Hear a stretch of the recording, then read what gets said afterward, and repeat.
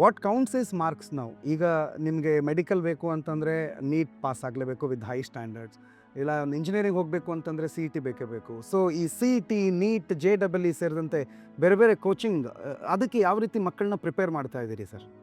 So ಭಾರಿ ಸರಿಯಾಗಿ ಕೇಳಿದ್ದೀರಿ ಸರ್. ಆ್ಯಕ್ಚುಲಿ ಇವತ್ತಿನ ದಿನಮಾನದಲ್ಲಿ ಏನಾಗಿದೆ ಅಂತ ಹೇಳಿದ್ರೆ, ಪ್ರತಿಯೊಬ್ಬ ಪೇರೆಂಟ್ಸಿಗೆ ಕೂಡ ಅವರ ಮಕ್ಕಳು ಫಸ್ಟ್ ರ್ಯಾಂಕೇ ಬರಬೇಕನ್ನೋದು ಸಮಾಜದಲ್ಲಿರುವಂಥ ಒಂದು ಫೀಲಿಂಗ್ ಇದೆ. ಸೊ ಅದರ ಜೊತೆಗೆ ಹೋಗುವಂಥದ್ದು ಒಂದು ವಿದ್ಯಾಸಂಸ್ಥೆಗೆ ನಮ್ಮ ಕರ್ತವ್ಯ ಕೂಡ ಸರ್. ಬಹಳಷ್ಟು ನಿರೀಕ್ಷೆ ಇಟ್ಕೊಂಡು ನಮ್ಮ ವಿದ್ಯಾಸಂಸ್ಥೆಗೆ ಬರ್ತಾರೆ. ಇವತ್ತು ಅದಕ್ಕೆ ಪೂರಕವಾದಂಥ ಎಲ್ಲ ವ್ಯವಸ್ಥೆಗಳನ್ನು ಮಾಡುವಂಥದ್ದು ನಮ್ಮ ಕರ್ತವ್ಯ. ಇವತ್ತು ಬಹುಶಃ ನೀವು ನಮ್ಮ ಟೀಚರ್ಸ್ ಜೊತೆಗೆ ತಾವೆಲ್ಲ ಮಾತನಾಡಿದ್ರಿ. ಹೌದು. ಇವತ್ತು ನಮ್ಮ ಜಿಲ್ಲೆಯ ಒಂದು ಬೆಸ್ಟ್ ಟೀಚರ್ಸ್ ಇದ್ದು ಒಂದು ದೊಡ್ಡ ವರ್ಗ ನಮ್ಮಲ್ಲಿ ಕೆಲಸ ಮಾಡ್ತಾ ಇದೆ.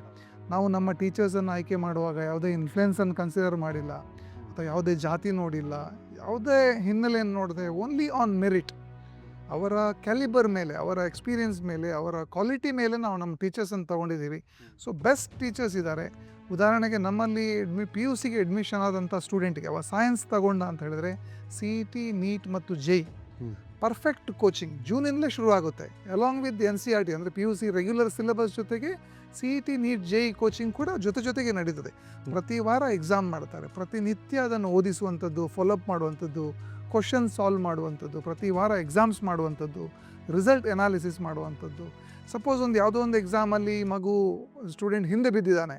ಸೊ ಅದು ಯಾವ ಕಾರಣಕ್ಕೆ ಹಿಂದೆ ಬಿದ್ದಿದ್ದಾನೆ, ಯಾವ ಕ್ವಶನ್ಸ್, ಯಾವ ಪ್ರಾಬ್ಲಮ್ಸ್ ಅವನಿಗೆ ಅರ್ಥ ಮಾಡಿಲ್ಲ, ಅದನ್ನು ಸ್ಪೆಸಿಫಿಕ್ ಆಗಿ ಅವನಿಗೆ ಕಲಿಸ್ಕೊಡುವಂಥದ್ದು, ಈ ಥರದ ಒಂದು ಪ್ರೋಸೆಸ್ ನಮ್ಮ ಸಂಸ್ಥೆಯಲ್ಲಿ ಮಾಡ್ತಾ ಇದ್ದಾರೆ. ತುಂಬ ಅದ್ಭುತವಾಗಿ ನಡೀತಾ ಇದೆ. ನಮ್ಮ ಕಾಲೇಜಲ್ಲಿ ವರ್ಕ್ ಮಾಡುವಂತಹ ರೆಗ್ಯುಲರ್ ಟೀಚರ್ಸ್ ಅಲ್ಲದೆ ಇನ್ನೊಂದಷ್ಟು ಎಕ್ಸ್ಪರ್ಟ್ ಟೀಚರ್ಸನ್ನು ಹೊರಗಡೆಯಿಂದ ಕರೆಸ್ತಾ ಇದ್ದೇವೆ. ನೀವು ಬಹುಶಃ ನಂಬಲಿಕ್ಕಿಲ್ಲ, ಒಂದು ದಿವಸ ಬಂದು ಪಾಠ ಮಾಡಿ ಹೋಗಿದ್ದಕ್ಕೆ ನಾನು 15,000 ಪೇಮೆಂಟ್ ಕೊಡ್ತೀನಿ ಸರ್ ಒಂದು ಟೀಚರಿಗೆ, C E T, NEET, J ಈ ಥರದ ಕೋಚಿಂಗ್ ಕ್ಲಾಸ್ ತಗೊಳ್ಳೋಂಥವ್ರಿಗೆ. ಹೀಗಾಗಿ ನಮ್ಮಲ್ಲಿ ಎಜುಕೇಷನ್ಗೆ ಬಂದಂಥ ವಿದ್ಯಾರ್ಥಿಗೆ ಯಾವುದೇ ರೀತಿಯಲ್ಲಿ ಅನ್ಯಾಯ ಆಗಬಾರ್ದು, ಬೆಸ್ಟ್ ಎಜುಕೇಷನ್ ಸಿಗಬೇಕು, ಜೊತೆಗೆ ಉಳಿದ ಫೆಸಿಲಿಟೀಸ್ ಕೂಡ ಸಿಗಬೇಕು. ಇದು ನಮ್ಮ ಕಾನ್ಸೆಪ್ಟ್ ಇರುವಂಥದ್ದು. ಇದು ಪಿ ಯು ಸಿಗೆ ಸಂಬಂಧಪಟ್ಟಂತೆ. ಇನ್ನು ಸ್ಕೂಲಿಗೆ ಸಂಬಂಧಪಟ್ಟಂತೆ ಸರ್, ಇನ್ನು ಸ್ಕೂಲಿಗೆ ಬಂದಾಗ ಒಂದು ವಿದ್ಯಾರ್ಥಿದ್ದು ಬೇಸಿಕ್ಸನ್ನು ಗಟ್ಟಿ ಮಾಡುವಂಥದ್ದು. ಉದಾಹರಣೆಗೆ 5th ಸ್ಟ್ಯಾಂಡರ್ಡ್ಗೆ ನಮ್ಮಲ್ಲಿ ಸೇರ್ತಾರೆ, ಯಾವುದ್ಯಾವುದೋ ಹಿನ್ನೆಲೆಯಿಂದ ಬರ್ತಾರೆ ಸರ್.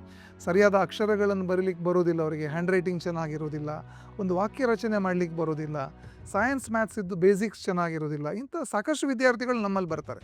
ಅಂಥವರನ್ನು ಬೆನ್ನು ಹಿಡಿದು ತಿದ್ದುವಂಥ ಪ್ರಯತ್ನ ನಮ್ಮ ಸಂಸ್ಥೆಯಲ್ಲಿ ನಡೀತದೆ. ನನ್ನ ಕಾನ್ಸೆಪ್ಟ್ ಇರುವಂಥದ್ದು, ನಮ್ಮಲ್ಲಿ ಒಂದು 5ನೇ ಕ್ಲಾಸಿಗೆ ಸೇರಿ 10th ಮುಗಿಸ್ಕೊಂಡು ಹೋಗುವಾಗ ಆತನ ಒಂದು ಮ್ಯಾಥ್ಸ್ ಮತ್ತು ಸೈನ್ಸ್ ಗಟ್ಟಿಯಾಗಿರಬೇಕು. ಅದರ ಜೊತೆಗೆ ಸುಲಲಿತವಾಗಿ ಅವ ಇಂಗ್ಲೀಷ್ನಲ್ಲಿ ಮಾತನಾಡಬಲ್ಲಂಥವನಾಗಬೇಕು. ದಿಸ್ ಈಸ್ ನಂದು ಮೇಜರ್ ಫೋಕಸ್ ಇರುವಂಥದ್ದು ಈ ವಿಚಾರಗಳ ಕಡೆಗೆ. ಹಾಗೆ ಸ್ಕೂಲಿಗೆ ಬಂದಾಗ ಬೇಸಿಕ್ ಲ್ಯಾಂಗ್ವೇಜು, ಅದರ ಜೊತೆಗೆ ಸೈನ್ಸ್ ಮತ್ತು ಮ್ಯಾಥ್ಸ್ ಇದನ್ನು ಗಟ್ಟಿ ಮಾಡಿ ಅವ ಯಾವುದೇ ಕಾಲೇಜಿಗೆ ಪಿ ಯು ಸಿ ಹೋದಾಗಲೂ ಕೂಡ ಅವನು ಅಲ್ಲಿ ಪಿ ಯು ಸಿಯನ್ನು ಚೆನ್ನಾಗಿ ಓದುವಂಥ ಒಂದು ಕ್ಯಾಲಿಬರ್ ಅವನಿಗೆ ಬೆಳಿಬೇಕು, ಆತ್ಮವಿಶ್ವಾಸ ಬೆಳಿಬೇಕು. ಈ ಕಾನ್ಸೆಪ್ಟನ್ನು ಇಟ್ಕೊಂಡು ನಾವು ನಡೆಸ್ತಾ ಇದ್ದೀವಿ ಸರ್. Yes sir. ಸ್ಕೂಲ್ ಅಂತಂದಾಗ ಸಾಮಾನ್ಯವಾಗಿ ಅವರ ಮಾರ್ಕೆಟಿಂಗ್ ಮಾಡೋದೇ ಅವರ ಮಾರ್ಕ್ಸ್ಗಳ ಮೇಲೆ, ನಮ್ಮದು ಇಷ್ಟು ರ್ಯಾಂಕ್ ಬಂತು, ಇಷ್ಟು ಮೆರಿಟ್ ಇದೆ, ಸ್ಟೇಟಿಗೆ ಇಷ್ಟು ಟಾಪ್ ರ್ಯಾಂಕ್ಸ್ ಇದೆ ಅಂತ. ಬಟ್ ಆಸ್ ಆಫ್ ನಾವು, ನೀವು ಈಗಲೇ ಹೇಳ್ದಂಗೆ ಮೊದಲನೇ ವರ್ಷ ಮುಗಿಸಿದೆ, 2ನೇ ವರ್ಷಕ್ಕಷ್ಟೇ ಕಾಲಿಟ್ಟಿರುವಂಥ ಸಂಸ್ಥೆ ನಿಮ್ಮದು. ಸೊ ಮಕ್ಕಳು ಕೂಡ ಜಾಯ್ನ್ ಆಗ್ತಿದ್ದಾರೆ. ಸೊ ಆ ಪೇರೆಂಟ್ಸ್ಗೆ ಯಾವ ವಿಶ್ವಾಸ ಕೊಡ್ತಾ ಇದ್ದೀರಿ, ಮಾರ್ಕ್ಸ್ ಮತ್ತು ಮೆರಿಟನ್ನು ನಮ್ಮ ವಿದ್ಯಾರ್ಥಿಗಳು ಸಾಧಿಸ್ತಾರೆ ಅನ್ನೋದನ್ನು? ಯಾಕಂದರೆ ನಮ್ಮ ಹತ್ರ ಲೈವ್ ಎಕ್ಸಾಂಪಲ್ ಇಲ್ಲದೆ ಇರೋದ್ರಿಂದ ಅದನ್ನು ಹೇಗೆ ಪ್ರೂವ್ ಮಾಡ್ತಾ ಈ ಇದ್ದೀರಿ? ಪ್ರಶ್ನೆ ಸಾಮಾನ್ಯವಾಗಿ ಪಿ ಯು ಸಿಗೆ ಅಡ್ಮಿಷನಿಗೆ ಬರುವಂಥ ಅನೇಕ ಪೇರೆಂಟ್ಸ್ಗಳ ಮನಸ್ಸಲ್ಲಿ ಇದೆ.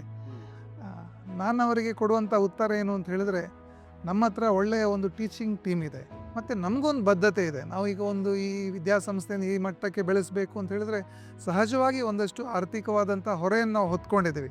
ಸೊ ಹಾಗಾಗಿ ಈ ವಿದ್ಯಾಸಂಸ್ಥೆಯನ್ನು ಸಕ್ಸಸ್ ಮಾಡುವಂಥದ್ದು ನಮ್ಮ ಕರ್ತವ್ಯ ಮತ್ತು ಪ್ರಥಮ ಆದ್ಯತೆ ಆಗಿರ್ತದೆ. ಸೊ ಸಕ್ಸಸ್ ಅಂತ ಹೇಳಿದ್ರೆ ರ್ಯಾಂಕ್ ಆಧಾರದಲ್ಲೇ, ಒಳ್ಳೆಯ ಪರ್ಫಾರ್ಮೆನ್ಸ್ ಆಧಾರದಲ್ಲೇ ಸಕ್ಸಸ್ ಮಾಡಬೇಕು. ಹಾಗಾಗಿ ಯಾವುದೇ ಹಳೆಯ ಕಾಲೇಜುಗಳಿಗೆ ಕಡಿಮೆ ಇಲ್ಲದಂತೆ ನಮ್ಮ ರಿಸಲ್ಟನ್ನು ನಾವು ಕೊಡಲಿಕ್ಕೆ ನಾವು ಬದ್ಧರಿದ್ದೇವೆ. ಒಂದನೇದು. ಎರಡನೇದು, ನಾನು ಹೇಳುವಂಥದ್ದು, ಇವತ್ತು ಸಾಕಷ್ಟು ಕಾಲೇಜುಗಳಲ್ಲಿ 1,000 ಮಕ್ಕಳು, 1,500 ಮಕ್ಕಳು ಎಕ್ಸಾಮ್ ಬರೀತಾರೆ.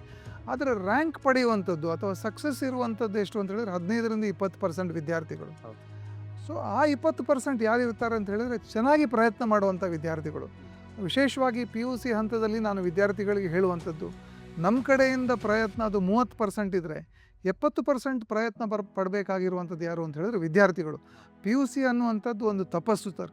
2 ವರ್ಷ ಎಲ್ಲ ಆಕರ್ಷಣೆಗಳಿಗಿಂತ ವಿಮುಖರಾಗಿ 100ಕ್ಕೆ 100 ಭಾಗ ಓದಿನಲ್ಲಿ ಕಾನ್ಸಂಟ್ರೇಟ್ ಮಾಡಿದಾಗ ಖಂಡಿತ ಸಾಧನೆ ಆಗುತ್ತೆ. ಅದಕ್ಕೆ ಪೂರಕವಾದಂಥ ಎಲ್ಲ ವ್ಯವಸ್ಥೆಗಳು ನಮ್ಮ ರಾಜೇಶ್ವರಿ ವಿದ್ಯಾಸಂಸ್ಥೆಯಲ್ಲಿ ಮಾಡಿದ್ದಾರೆ. ಒಳ್ಳೆಯ ಟೀಚರ್ಸ್ ಇದ್ದಾರೆ, ಒಳ್ಳೆಯ ವಾತಾವರಣ ಇದೆ, ಒಂದು ಶಿಸ್ತುಬದ್ಧವಾಗಿರುವಂಥ ವ್ಯವಸ್ಥೆ ಇದೆ. ಆರೋಗ್ಯದ ಬಗ್ಗೆ ಕೂಡ ತುಂಬ ಕಾಳಜಿ ತಗೊಳ್ತೀವಿ. ಇವತ್ತು ಊಟ ತಿಂಡಿ ತಗೊಂಡ್ರೆ ಬಹಳ ಮುಖ್ಯ ಆಗುವಂಥದ್ದು ಒಳ್ಳೆಯ ಒಂದು ಆಹಾರದ ವ್ಯವಸ್ಥೆ ಕೂಡ ನಮ್ಮ ವಿದ್ಯಾಸಂಸ್ಥೆಯಲ್ಲಿ, ನಮ್ಮ ಹಾಸ್ಟೆಲಲ್ಲಿ ಮಾಡಿದ್ದೇವೆ. ಬೇಕಾದಷ್ಟು ಆಟ ಆಡೋದಕ್ಕೆ, ಯೋಗ ಮಾಡೋದಕ್ಕೆ, ಬೇರೆ ಬೇರೆ ವ್ಯವಸ್ಥೆಗಳಿಗೆ ಕೂಡ ನಾವು ವ್ಯವಸ್ಥೆಗಳನ್ನು ಮಾಡಿದ್ದೀವಿ. ಹಾಗಾಗಿ ಒಂದು ಸಂಪೂರ್ಣ ಒಂದು 100% ಕ್ವಾಲಿಟಿ ಇರುವಂತಹ ಮತ್ತು 100% ಸೌಲಭ್ಯ ಇರುವಂಥ ಇನ್ಸ್ಟಿಟ್ಯೂಷನ್ ನಮ್ಮದು ಅಂತ ಹೇಳಲಿಕ್ಕೆ ತುಂಬ ಸಂತೋಷ ಆಗ್ತಾ ಇದೆ ಸರ್.